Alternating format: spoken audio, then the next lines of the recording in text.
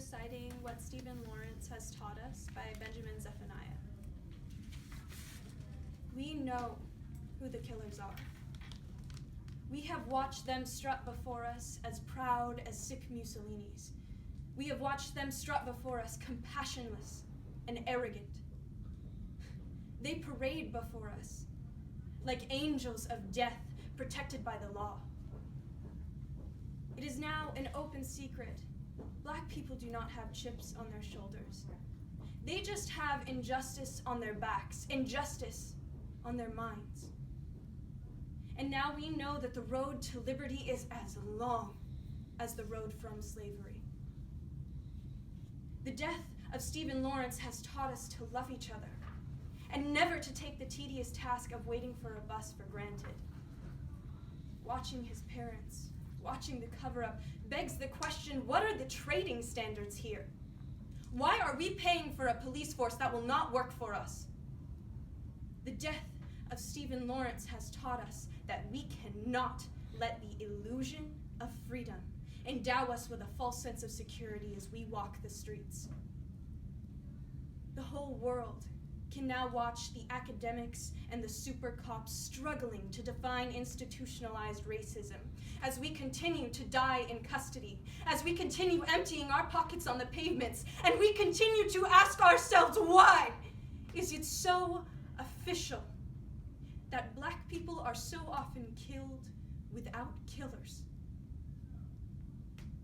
We are not talking about war or revenge. We are not talking about hypothetics or possibilities. We are talking about where we are now. We are talking about how we live now in this state under this flag. God save the Queen. And God save all those Black children who want to grow up. And God save all the brothers and sisters who like raving, because the death of Stephen Lawrence has taught us that racism is easy when you have friends in high places. And friends in high places have no use whatsoever when they are not your friends. Dear Mr. Condon, pop out of Teletubby land and visit reality. Come to an honest place. Be enlightened by our community. Neglect your well-paid ignorance because we know who the killers are. Okay, so how Benjamin Zephaniah, born in 1958, which would have been super close right after World War II. A lot of what I'm about to say, a lot of how he grew up affects his writing, just because of who he is. So his mother and father emigrated from Jamaica and Barbados respectively, and they went to Birmingham. I think he grew up in he grew up in England, a poor part of England, which he didn't realize he was poor until a little bit later, but he had 7 brothers and sisters, and Zephaniah was actually dyslexic, so he always had a trouble with reading and writing because the letters and numbers he never really comprehended. As he grew up, his mother was often subject to racism and cruelty just because she did nurse jobs and she cleaned houses, and people discriminated against her because of her color. And his mother's actually the one who introduced him to poetry. So from age 8, in an interview, he said that he knew he was going to be a poet from the beginning. His mother used to recite reggae and ska poems from her schooling in Jamaica, and that's how he kind of got introduced to that sort. And he's a really interesting poet because a lot of his poetry, it's dub poetry, so it has a beat to it, and there isn't really a rhyme scheme. He rhymes certain words, but it's mostly, I'll show you a video in just a second, but the way he recites his poetry, it has this sort of beat to it. You can hear it when he speaks.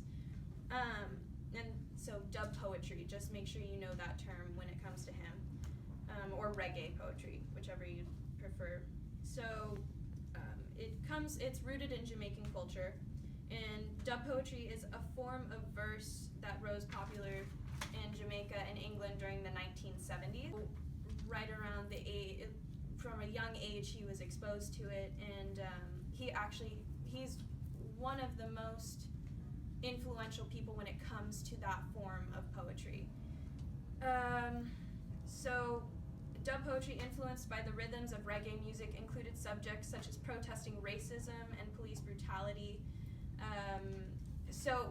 which really correlates with postmodernism because it's all about speaking out for what you believe in. It has a lot to do with politics. And Zephaniah was actually a really interesting figure because he's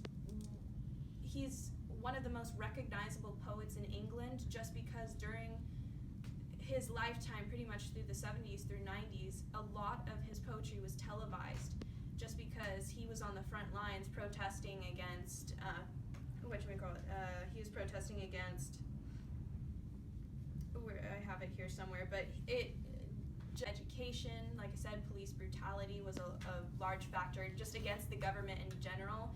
He's in favor of the disestablishment of the crown, which is actually funny because he rejected an OBE from the Queen publicly. He publicly denounced an OBE, which it's an officer of the British Empire. It's just a title, but it's very prestigious, and to publicly write an article denouncing that, it threw the entire country into a fervor, because who publicly denounces the Queen? So he, like I said, he grew up from a young age as dyslexic, and that's one of the major reasons why his poetry is dub poetry, is because he could hear the words and he could see them in his head, but he could never really write them out. So most often he would write the poetry in his head, and he would hear phrases with the beat. And then actually his first his first compilation of poems, he had to have someone else write them down for him because he couldn't. So that first book of poems was published when he was about 20. But backtracking a little bit, so he left school. He got expelled at the age of 13, actually, because he spray painted one of the school walls with one of his poems. And also he wasn't a great student either, just because of his dyslexia. And his mother or father wasn't really around. His father was abusive, so he just didn't have a stable foundation in his home life. And so he got expelled at age 13, and he started petty crimes because he thought he was fighting the establishment by stealing from people, and he was kind of the Robin Hood. He would steal from people and then give it to someone in need who he thought needed it. And so so he committed petty crimes, and then he eventually got sent to a Borstal school in England, which it's like a correctional facility for youths. But eventually he committed burglary and was convicted and sent to jail. And during his time in jail, he said that it gave him time to think, because they don't really, where he was at the time, they really didn't give them an education. All you could do was sit there. And so he said during that time there, he realized that stealing and assaulting people, like rich people, it didn't do anything, but that maybe his poetry could. There was an officer who he recited a poem to once, and the officer came back to him and was like, "You really got me thinking about where I am in my life." And Zephaniah took that as, it really impacted him, because suddenly he had someone that he had touched through his poetry. And so immediately when he got out, he left, I'm trying to remember the name, I can't right now. I don't know the exact city he grew up in, but I want to say it's Birmingham, but I don't know for sure. And he left for London, and in order to reach a larger population with his poetry. And so, like I said, he published that compilation at age 20, and it did fairly well. And then as politics got more heated over there and protests were going to the streets, that's when he really grew, because he came into fame through that. A lot of his poetry was televised, like I said before. So during the 80s, which was a really hot time for just all sorts of topics, that's when a lot of people got to know who he was. And then he started traveling the world around the 90s. I think he performed he performed in 5 different countries in so many days. It was actually pretty crazy. So back to his kind of his topics and his style. A lot of what he writes about is racism and the government, how it's corrupt, police brutality, like I said before, and one of the issues that people have with his writing, though, is because it's about such hot topics, they often think he goes overboard, that he's doing too much, and he wrote a poem called "Wrapping Up the Year," in which he wraps up a year. He literally writes a poem that kind of goes over the events of an entire year, but it has a humorous tone to it. And there were a few critics who were kind of irritated at his nonchalance towards these serious topics, because, like I said, he writes it not impertinently, but just like I said, nonchalant about it, like they aren't really heated issues. Zephaniah, obviously, though, I watched so many interviews, he obviously cares about what he's talking about. It's just that he uses irony and parody and sarcasm in order to in his poems. It's just one of the ways he expresses himself, and it's not meant to degrade the issue. It's how he writes. It's part of his poetry, which that's another thing of postmodernism is using irony and sarcasm, which it is prevalent in a lot of his poetry. There's a poem that if I can find it, that's called White Comedy, and he literally takes if you blackmail someone, he changed it to whitemail someone. So he just made a joke about how the black stereotype or the word black is so often used with a negative connotation. Another critic said that Zephaniah is all performer. Like I said, I'll show you a video in a second, but he's very charismatic, and a reason why he was televised so often is because the way he recites his poetry, he's so invested in what he's saying that you're kind of taken in by how he presents his poem. Not that the content of it is lacking, it's just he's just very much a performer. But this critic, Bruce King, he was saying how he said Zephaniah is a really softy, a cutesy multiculturalist for soft-hearted weepies, a comic imitator. A little harsh, but what he's saying is that all performer, no content. Another thing about his style is his use of Jamaican language, the culture that he incorporates into his poems. Like in that poem I just recited now, he says, "In dis state under dis flag." Those words are often interjected as part of his culture. They're not meant to. It's not meant as comedy. It's meant to show where he comes from. It's part of him that he puts into his poetry. And I've read a couple things on critics who were talking about how he doesn't do enough of it. He just puts in certain words, but then not others, so it's inconsistent. And he's trying to be like Bob Marley, but it's not really working, just because of the fact that he just doesn't. Some of his works are sophisticated, like very sophisticated. Others are they just don't have as sophisticated is the only word I can think of right now, but some lack sophistication, some excel in it.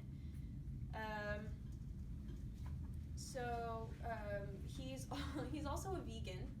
So what he writes about are, I'm just going to list them one more time. So police brutality, government corruption, veganism, and racism. Those are four of his main topics that he usually discusses with people, or in his poems. So,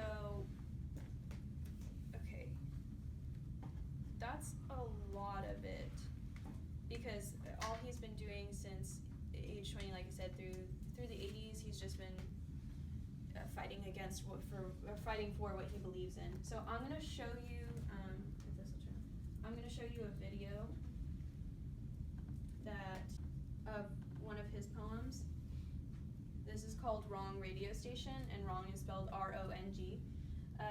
So we're gonna start it here. I hope you guys can hear this, sorry. I wanted to arrest me. I've been listening to the wrong radio station. I've been dancing to music that I can't stand.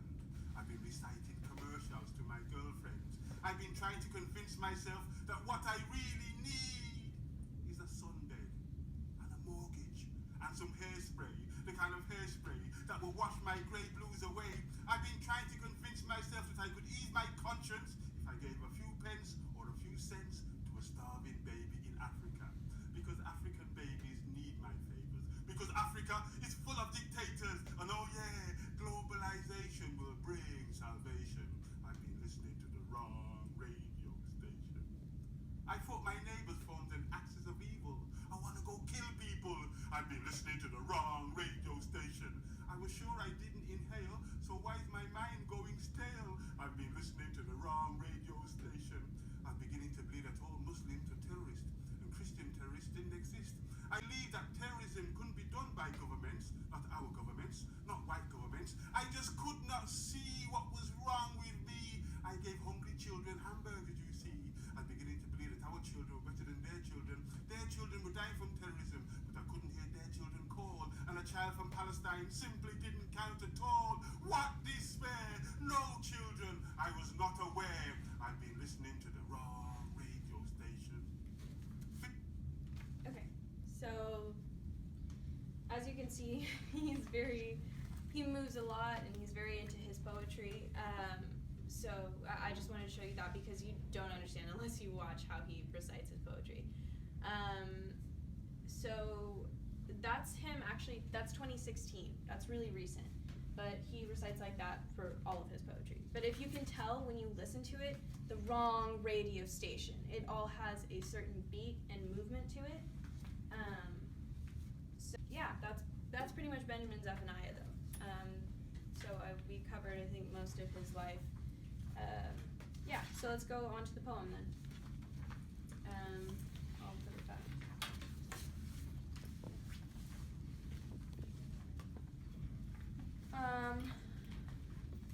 So really quickly, I just wanted to ask, do any of you have any lines that you thought were interesting, or what you thought of the poem in general? Go ahead. I think this has been my favorite poem out of the ones we've studied, just because I like the topic, I like what they were trying to address, and just the way, the line where it says, it's one of the questions where you say, how is someone killed without a killer? Mm-hmm. I think that was one of my favorite lines in the whole poem. Yeah, it's really powerful. Okay, well then we can just start with the questions then if no one has anything else to say.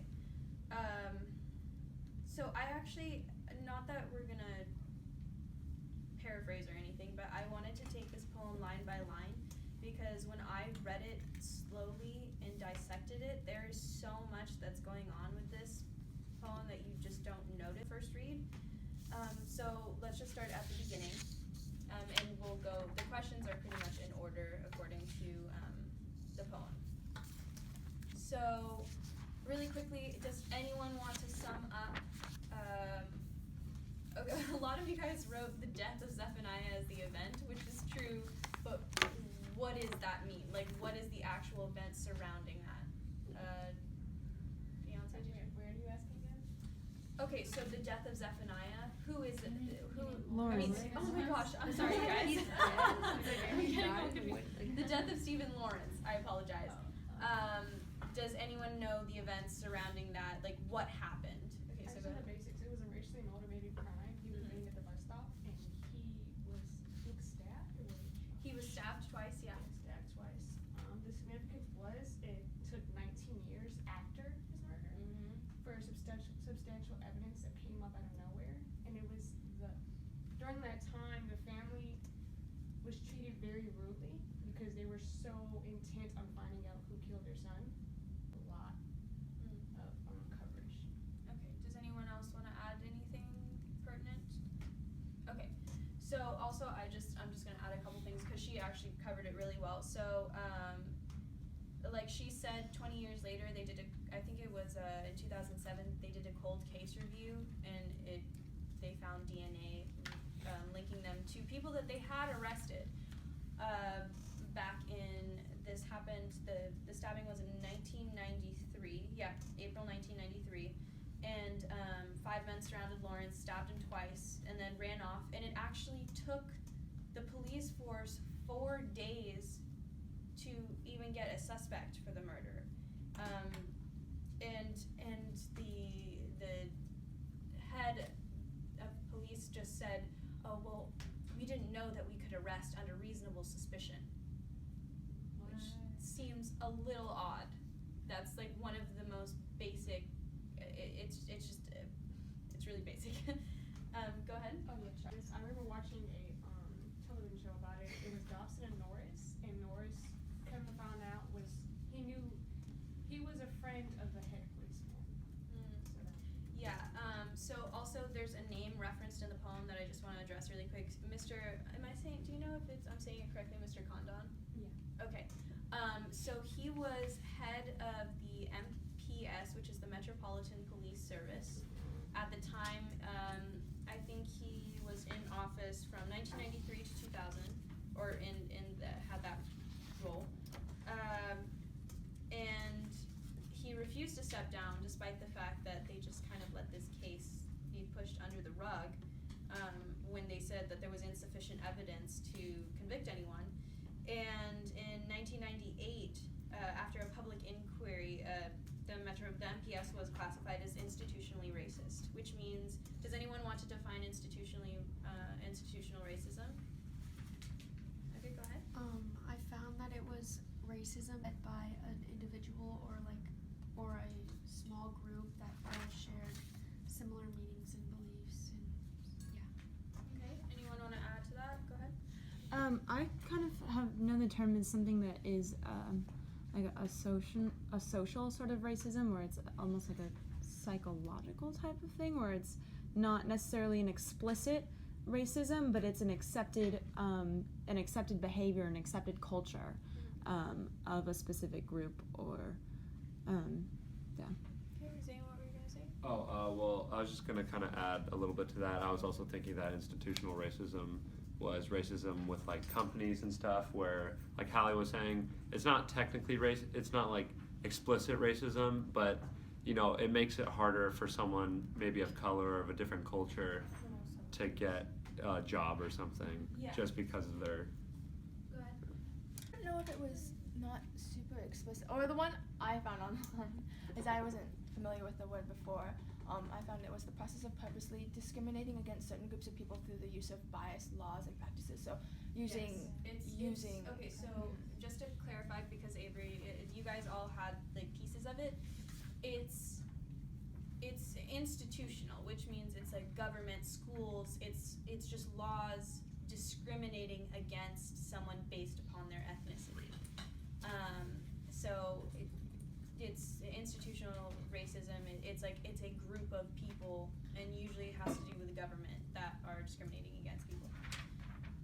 Okay, so I think we can. Oh, really quickly too, I want to discuss we, the word we that he uses throughout this poem. When he says we, what do you think he means?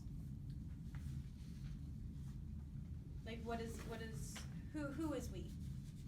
Go ahead, Hallie. The black people of maybe the world or maybe England.